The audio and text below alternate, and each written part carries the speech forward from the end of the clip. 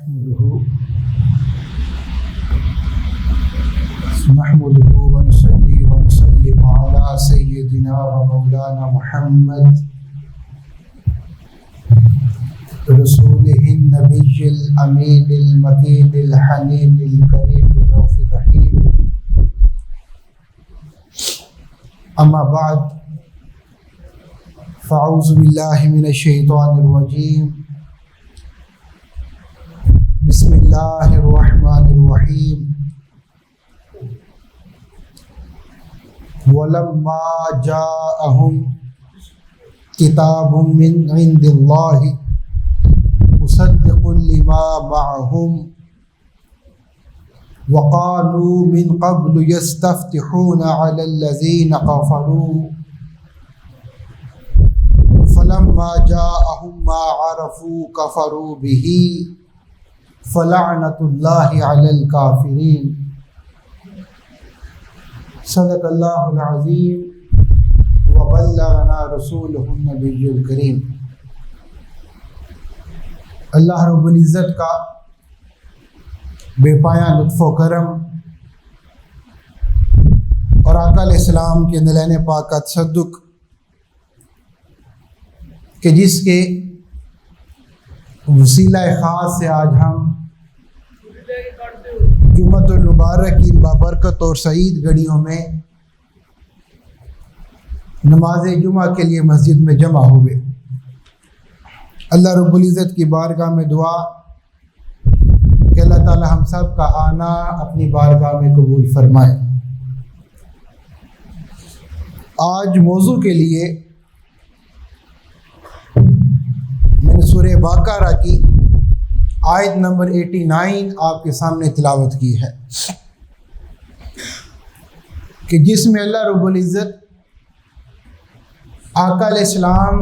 کے مقام، آقا علیہ السلام کی عظمت اور آقا علیہ السلام کی رفعت کے متعلق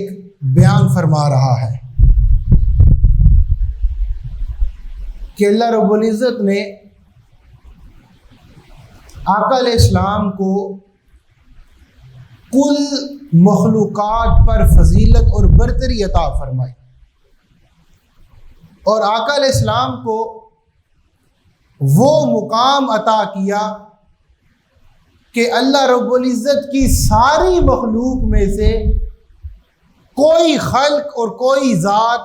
اس مقام تک نہیں پہنچ سکتی ہے. اور پھر یہ جو مقام ہے یہ آقا علیہ السلام کی ولادت باسعادت کے بعد نہیں بلکہ آقا علیہ السلام کی ولادت سے پہلے ہی آقا علیہ السلام کو عطا کر دیا گیا تھا، کیونکہ ولادت تو آقا علیہ السلام کی ہوئی سن عیسوی 600 کے اندر، لیکن وہ مقام اور وہ عظمت جو آقا علیہ السلام کو عطا کی گئی وہ یہ ساری کائنات تخلیق کرنے سے پہلے عطا کر دی گئی تھی، وہ پہلے عطا کر دی گئی، جس کو اللہ رب العزت نے قرآن مجید میں اس مقام پر ذکر کیا. یہاں پر اللہ تعالیٰ نے بنی اسرائیل کا ذکر کیا اور فرمایا کہ وَلَمَّا جَاءَهُمْ كِتَابٌ مِّنْ عِندِ اللَّهِ مُصَدِّقٌ لِمَا مَعَهُمْ. فرمایا کہ جب یہ کتاب قرآن مجید ان کے پاس آ گئی جو ان ساری باتوں کی تصدیق کرنے والی تھی، انہیں سیکنڈ کرنے والی تھی جو ہم نے پہلے تورات اور انجیل میں انہیں عطا کر رکھی تھی، وہ ساری خبریں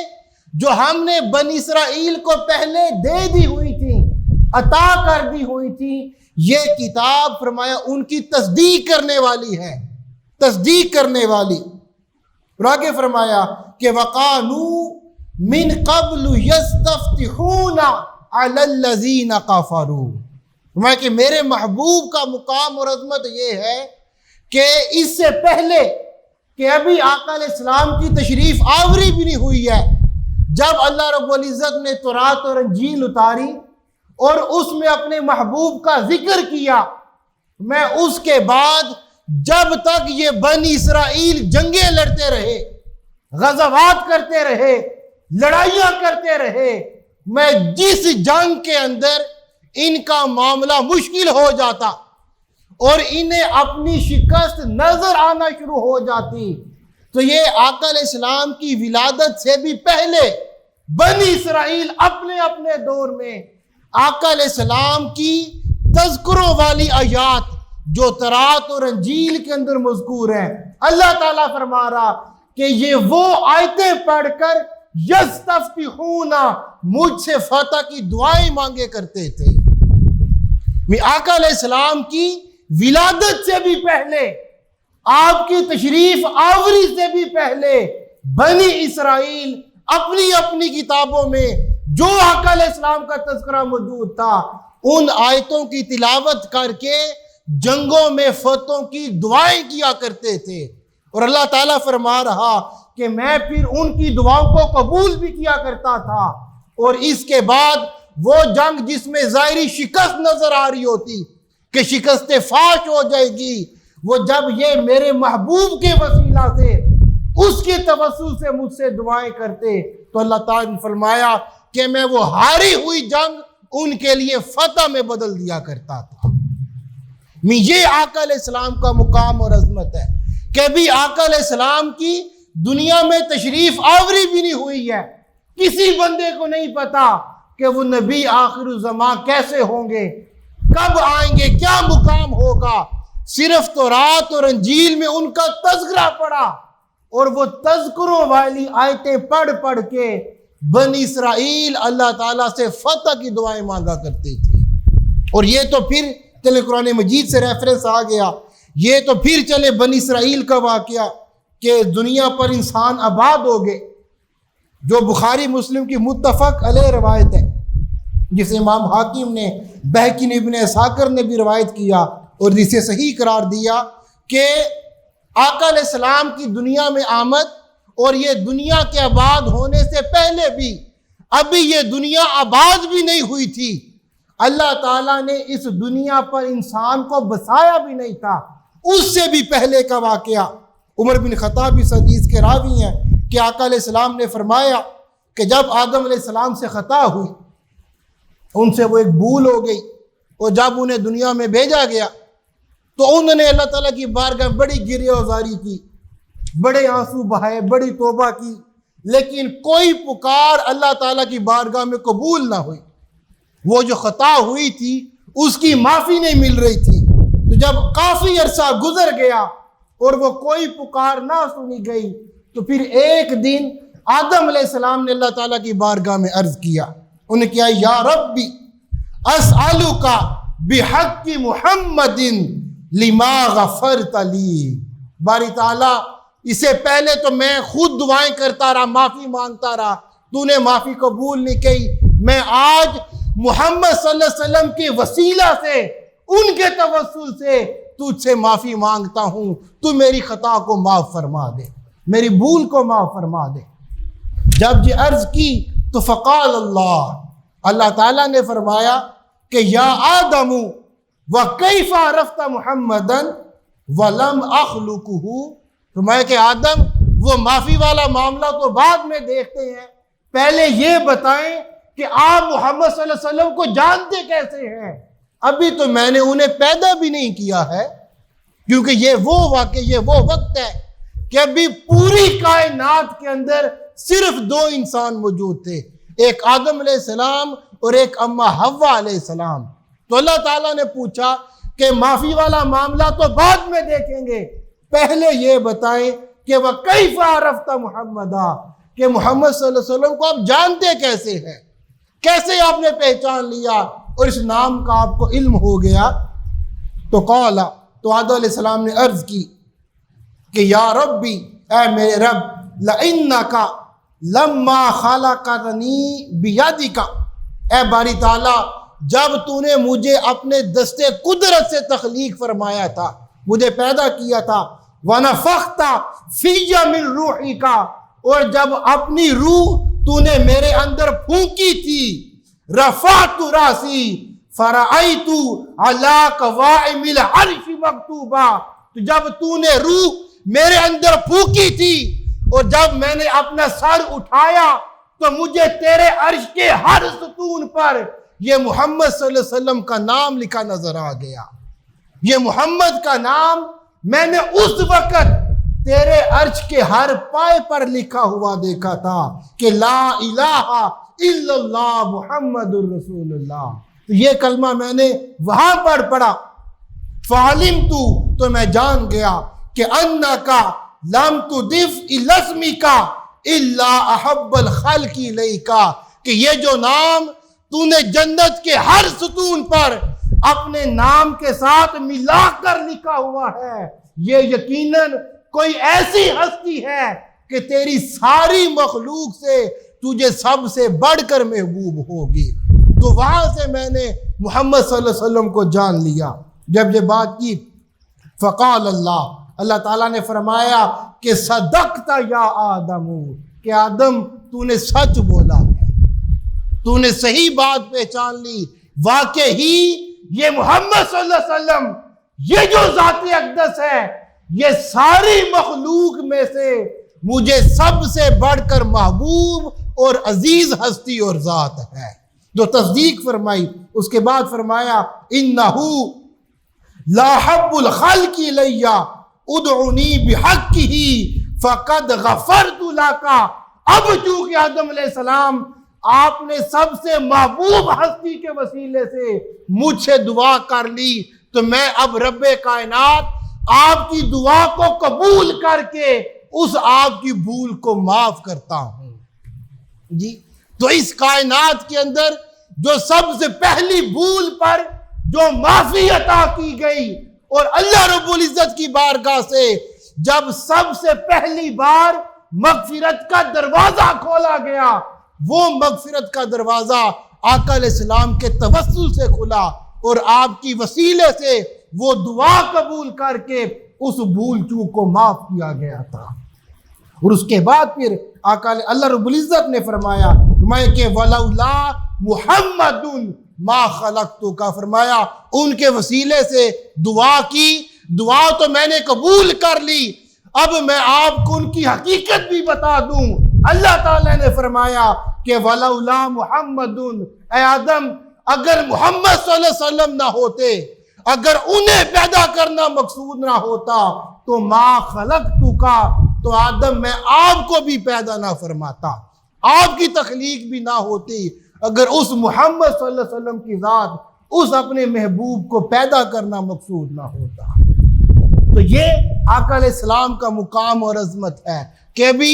آقا علیہ السلام کی ولادت بھی نہیں ہوئی ہے، ابھی دنیا میں تشریف آوری بھی نہیں ہوئی، تب اللہ رب العزت آقا علیہ السلام کے وسیلے کو اس محبت کے ساتھ اپنی بارگاہ میں قبول کر رہا ہے، اور اس پر جو مانگا گیا اللہ رب العزت نے عطا فرما دیا ہے. تو اگر ولادت سے پہلے آقا علیہ السلام کی ذات کا اللہ رب العزت کی بارگاہ میں قبولیت کا یہ معاملہ ہے، تو پھر سوچ لیں اور تصور کر لیں کہ جب وہ ذات اس دنیا میں ظہور پذیر ہو گئی، جب دنیا میں آقا علیہ السلام کی تشریف آوری ہو گئی ہے، تو پھر اس کے بعد آقا علیہ السلام کے توسل سے جو بھی دعا اس بارگاہ میں کی جائے گی، اس رب کائنات کو پکارا جائے گا، تو پھر اس کی قبولیت کا کیا عالم ہوگا. اسی کیفیت کو اور اسی حوالے کو امام بخاری نے اپنی صحیح بخاری میں ذکر کیا، اور یہ متفق علیہ روایت ہے، بخاری مسلم کی متفق علیہ روایت ہے. انس بن مالک اس حدیث کے راوی ہیں کہ مدینہ پاک کا دور تھا، تو ایک بار مدینہ میں سخت قحط پڑ گیا، سخت قحط سالی کا زمانہ تھا. تو آقا علیہ السلام جمعہ کا دن تھا، آپ ممبر پہ تشریف لائے اور آپ نے خطبہ ارشاد فرمانا شروع کیا. جب خطبہ آپ ارشاد فرما رہے تھے تو خطبے کے دوران ایک شخص کھڑا ہو گیا، قام اعرابی، ایک اعرابی جو آس پاس کے مضافاتی دیہاتوں کا تھا، وہ بھی جمعہ پڑھنے کے لیے آقا علیہ السلام کی بارگاہ میں آتے تھے، وہ کھڑا ہو گیا اور عرض کی یا رسول اللہ حلق المال وجاع العیال، یا رسول اللہ ہمارے اموال ہلاک ہو گئے ہیں اور ہمارے اہل و عیال، ہمارے بیوی بچے وہ بھوک اور پیاس سے مر رہے ہیں، فادعوا اللہ لنا ان یسقینا، آپ اللہ تعالیٰ کی بارگاہ میں دعا کیجئے کہ وہ ہمیں سیراب فرما دے۔ جی اب مدینہ کے اندر قحط پڑا ہوا ہے۔ اب جس طرح آج اس دور میں کوئی بڑے ذہین فتین لوگ پیدا ہو جاتے ہیں جو کہتے ہیں جی کہ اللہ سے مانگے، اللہ سے مانگے، صرف اللہ ہی دیتا ہے، اللہ کے علاوہ کوئی نہیں دے سکتا۔ آج آقا علیہ السلام کی تشریف آوری کے اور پردہ فرمانے کے 1400 سال کے بعد ان لوگوں کو توحید کی زیادہ سمجھ آ گئی ہے، اور نعوذ باللہ وہ صحابہ کرام نعوذ باللہ وہ توحید کو سمجھ نہیں سکے تھے کہ سمپل سا معاملہ قحط پڑ رہا ہے، جانور اور انسان بھوک اور پیاس سے مر رہے ہیں۔ ہم میں سے ہر بندے کو پتا ہے کہ بارش کس نے برسانی ہے؟ اللہ تعالیٰ نے۔ سمپل سی بات ہی، دعا کرتے باری تعالیٰ تو ہم پہ بارش برسا دے، لیکن ایسا معاملہ نہیں ہوا۔ وہ آقا علیہ السلام کی بارگاہ میں آئے ہیں، انہیں بھی پتا تھا، انہیں بھی ہم سے زیادہ توحید کی فکر تھی، ہم سے زیادہ توحید کا فہم تھا، اس کے باوجود آقا علیہ السلام کی بارگاہ میں آئے اور کہ یا رسول اللہ پکار تو ہم بھی سکتے ہیں لیکن پتہ نہیں ہماری پکار سنی جائے یا نہ سنی جائے، فادعوا اللہ، ہماری طرف سے آپ اللہ تعالیٰ کی بارگاہ میں دعا کیجئے، کیونکہ آپ کی دعا اس بارگاہ سے رد نہیں ہوتی ہے۔ تو قحط کا مسئلہ ہوا، بارش کی ضرورت ہے، آقا علیہ السلام کی بارگاہ میں ہے، یا رسول اللہ آپ دعا کیجئے اللہ تعالیٰ ہمیں سیراب کر دے۔ آقا علیہ السلام نے وہ خطبہ کے دوران ہی فرافع رسول اللہ یدیہ، آقا علیہ السلام نے اپنے دستے مبارک اٹھا دیے۔ اب یہ بخاری مسلم کی متفق علیہ روایت ہے، آقا علیہ السلام کے الفاظ ہیں، آپ نے ہاتھ مبارک اٹھائے، اور صحابی جو انس بن مالک وہ کہتے ہیں وہ چونکہ اس طرح چھت تو نہیں ہے کہ اوپر لینٹر ڈلا، وہ مدینہ پاک تھا، دیواری کے لیے وہ کھجور کی چھال تھی، اور صحابہ کرام ریت پر نماز پڑھا کرتے تھے اور آسمان اوپر سے ننگا ہوا کرتا تھا۔ تو انس بن مالک کہتے ہیں کہ جس وقت آقا علیہ السلام نے ہاتھ مبارک اٹھائے اس وقت آسمان پر دور دور تک بادل کے کوئی اثار موجود نہیں تھے، بالکل کلیئر آسمان تھا۔ وما فی السماء قزعۃ، آسمان پر کوئی بادل نہیں تھے۔ قال، وہ کہتے ہیں کہ فصار سحاب امثال الجبال، میں کہ یہاں سے آقا علیہ السلام کے ہاتھ مبارک اٹھنے کی دیر تھی کہ بادل پہاڑوں کی مانند لبکتے ہوئے مدینہ شہر کی طرف آنا شروع ہو گئے، پہاڑوں کی مانند لب کے بادل مدینہ شہر کی طرف۔ اور کیا ہوا؟ فرمایا کہ ثم پھر لم ینزل عن منبرہ، میں کہ آقا علیہ السلام ابھی منبر مبارک سے نیچے نہیں اترے تھے، ابھی خطبہ ارشاد فرما رہے تھے، حتی رأیت المطر یتحادر لحیتہ، کہ آقا علیہ السلام کی داڑھی مبارک سے وہ بارش کا پانی اور قطرے ٹپکنا شروع ہو گئے۔ جی اب خطبہ کتنی دیر کا ہو سکتا ہے؟ 10 منٹ کا، 15 منٹ کا، 20 منٹ کا، آدھے گھنٹے کا؟ خطبے کے دوران دعا ارشاد فرمائی ہے، آسمان پر دور دور تک کوئی بادل موجود نہیں تھے،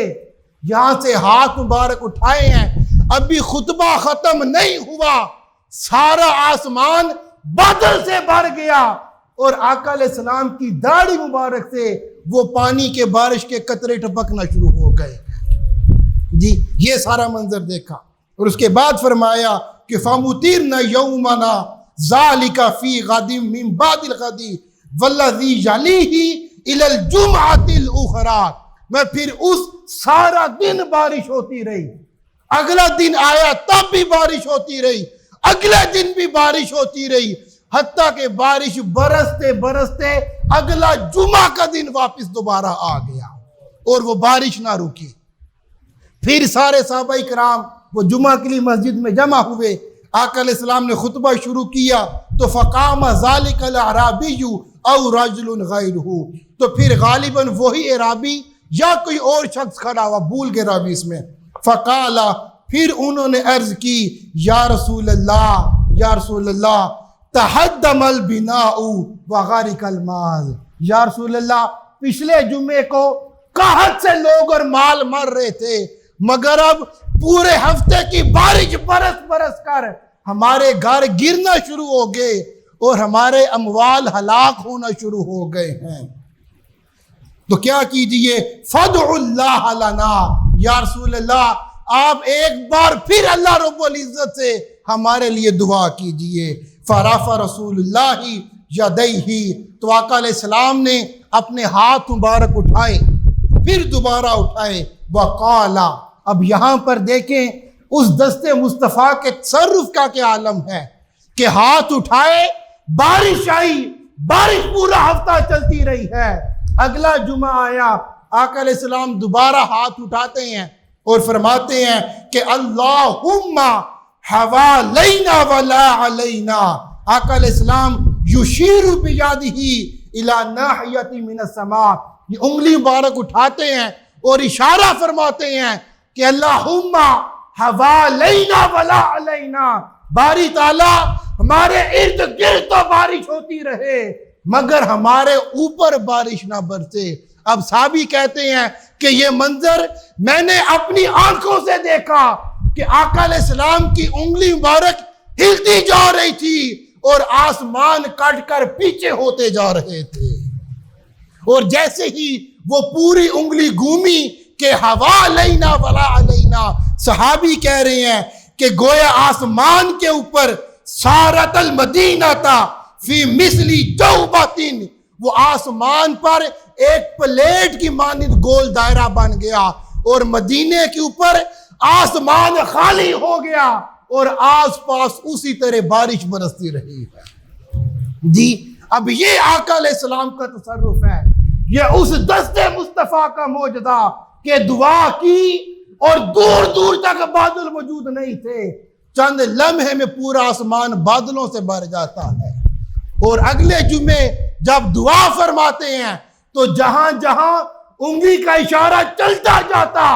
وہاں سے بادل کٹ کر پیچھے ہونا شروع ہو جاتے ہیں۔ جی اور صحابی بتاتے ہیں کہ اتنی بارش ہوئی حتی سال الوادی ووادی القناتی شہرن، حتیٰ کہ اس بارش کے بعد ایک مہینے تک، وہ ایک بڑا مشہور نالا تھا مدینے کا کناد، میں ایک مہینے تک وہ نالا بہتا رہا تھا، اتنی کثرت کے ساتھ بارش ہوئی تھی۔ جی تو یہ آقا علیہ السلام کا تصرف ہے، اور یہ جو صحابہ کرام کو آقا علیہ السلام کی بارگاہ سے جو توحید کا اور دین کا فہم ملا تھا، انہیں بھی پتا تھا کہ قحط کو دور اللہ تعالیٰ نے کرنا ہے، یہ بارش اللہ تعالیٰ نے برسانی ہے، مگر خود مانگنے کی بجائے آقا علیہ السلام کے وسیلے سے مانگا کرتے تھے، آپ کے توسل سے مانگتے تھے کہ براہ راست مانگ تو سکتے ہیں مگر پتہ نہیں دعا قبول ہو یا رد کر دی جائے، مگر آقا علیہ السلام کی پکار اور آقا علیہ السلام کی دعا تو اس بارگاہ سے رد نہیں کی جا سکتی ہے۔ اب اسی طرح اب آگے ایک بڑا ایمان افروز اسی طرح کا معاملہ ہے کہ جب یہ 6 ہجری کا واقعہ کہ جب مسلمان مدینہ ہجرت کی تو 6 سال گزر گئے تھے، حرم کعبہ نہ دیکھا نہ طواف کیا، تو مسلمان عمرہ کی نیت سے نکلے،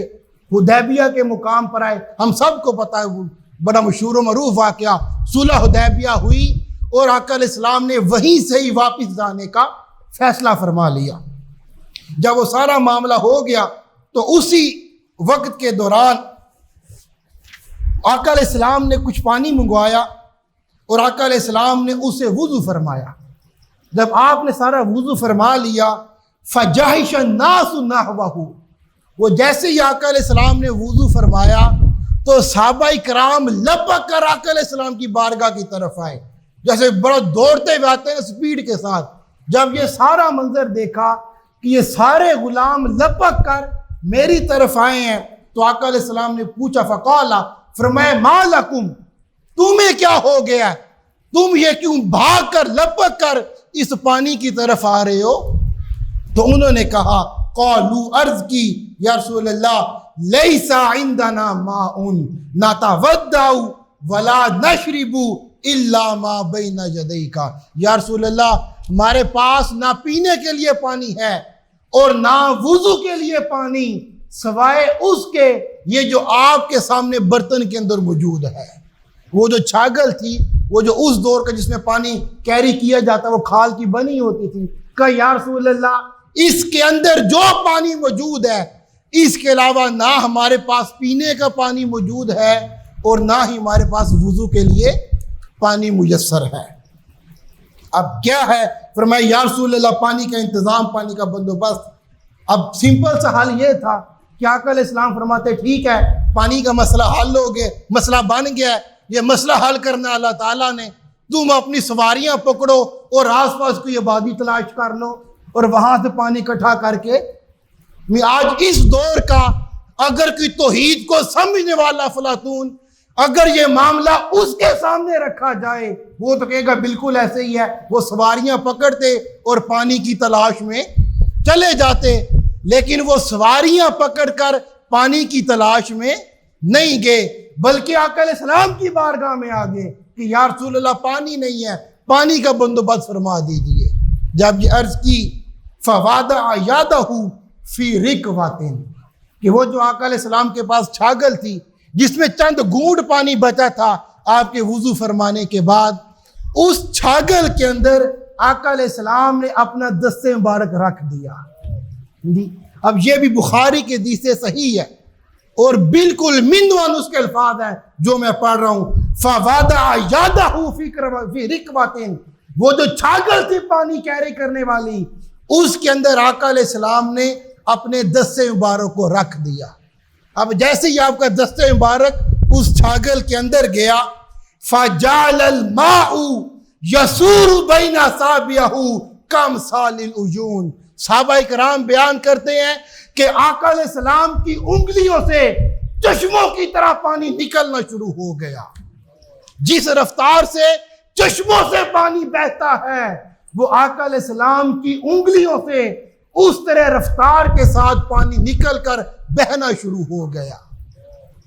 اور جب وہ پانی بہنا شروع ہوا، فرمایا کہ فَشَرِبْنَا وَتَوَضَّأْنَا، وہ جتنا بھی قافلہ آقا علیہ السلام کے ساتھ تھا، فرمایا ہم سب لوگوں نے جی بھر کر سیر ہو کر پانی پیا، وضو بھی کیا اور آگے سفر کے لیے محفوظ بھی کر لیا۔ اب جب یہ سارا واقعہ وہ صحابی آ کے سنا رہے تھے یہ حدیث روایت کرنے والے کو، تو اس کے دل میں اشتیاق پیدا ہوا کہ پوچھوں سے کہ بندے کتنے کو تھے اور کتنے کو بندوں نے پانی پیا۔ اس نے کہا کہ کم کنتم، یہ جو سارا واقعہ تم بیان کر رہے ہو، وہ چھاگل میں ہاتھ دیا اور پانی چشموں کی طرح بہنا شروع ہو گیا۔ فرمایا کم کنتم، تم کتنے افراد تھے، کتنے لوگوں نے یہ سارا منظر دیکھا اور اس ایک چھاگل سے جی بھر کر پی بھی لیا اور وضو بھی کر لیا۔ اب سمپل سی بات تھی، ہم میں سے ہر ایک بندے کو پتہ ہے کہ حدیبیہ کے موقع پر آقا علیہ السلام کے ساتھ 1500 افراد کا لشکر تھا۔ ہر بندے کو پتا کہ 1500 لوگ آقا علیہ السلام کے ساتھ حدیبیہ کے وقت وہ عمرہ کے لیے تشریف لے کر گئے تھے۔ سمپل سا جواب دیتے کہ ہم 1500 لوگ تھے اور سب نے پانی پی لیا، لیکن صحابہ کرام نے، راوی نے ایسے جواب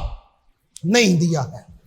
اور آج کچھ لوگ ہمیں بھی کہتے ہیں کہ ہم بھی آقا علیہ السلام کی عظمت ہے، آقا علیہ السلام کی شان ہے، اسے بڑھا کر بیان کرتے ہیں، بڑھا کر بیان کرتے، غلو کرتے ہیں۔ یہ جو آقا علیہ السلام کی شان بڑھا کر بیان کرنا، یہ ہماری نہیں بلکہ صحابہ کرام کی سنت ہے، وہ بھی ایسے ہی کیا کرتے تھے۔ اور کیا اس کا منظر کیا ہے؟ جب پوچھا گیا کہ کم کنتم، تم کتنے لوگ تھے، تو سمپل جواب تھا، کہتے ہم 1500 تھے، لیکن یوں جواب نہیں دیا۔ انہوں نے کہا قَالَ وَلَوْ كُنَّا مِئَةَ أَلْفٍ لَكَفَانَا، میں اگر ہم 1,00,000 بھی ہوتے، وہ ایک چھاگل پانی ہم سب کے لیے کافی ہو جانی تھی، کافی ہو جانی تھی۔ وَلَكِنْ كُنَّا 15 مگر ہم لوگ 1500 تھے۔